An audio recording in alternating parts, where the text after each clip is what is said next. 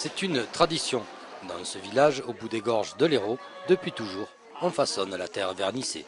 Une spécialité pratiquée par une douzaine de potiers installés dans la localité, où les couleurs traditionnelles sont le jaune et le vert. Mais l'éventail de couleurs est aujourd'hui beaucoup plus large.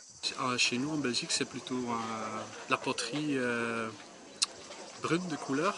Ici, il y a beaucoup de couleurs, ça change, oui. De la diversité dans les teintes et les formes, c'est ce qui fait la richesse de ce marché. Des pièces culinaires ou d'ornement, des bijoux ou autres accessoires, tout vous est proposé. Il vous reste à vous projeter dans l'utilité de l'objet ou la place à lui donner. Là, en ce moment, je cherche un pot à farine. Donc il y en a un très joli là, je ne sais pas si c'est un pot à farine, mais bon, on peut le détourner, voilà, c'est ça qui est intéressant aussi. Ces pratiques ancestrales, simples au début, ont aujourd'hui évolué sous les mains expertes des artisans. Au fil des années, ils découvrent tous leurs secrets de fabrication. Et parfois, le mot secret cache celui de hasard.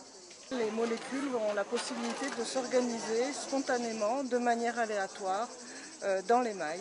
Et après un refroidissement très très lent, on a la surprise au défournement de voir comment est la pièce.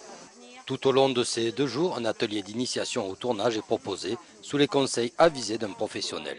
Le prix du concours de poterie auquel participent les exposants est remis par les représentants de la mairie et du territoire, a vu cette année le plébiscite du jury et du public à Guéret-Christophe de l'Odève sur le thème Arbre de vie.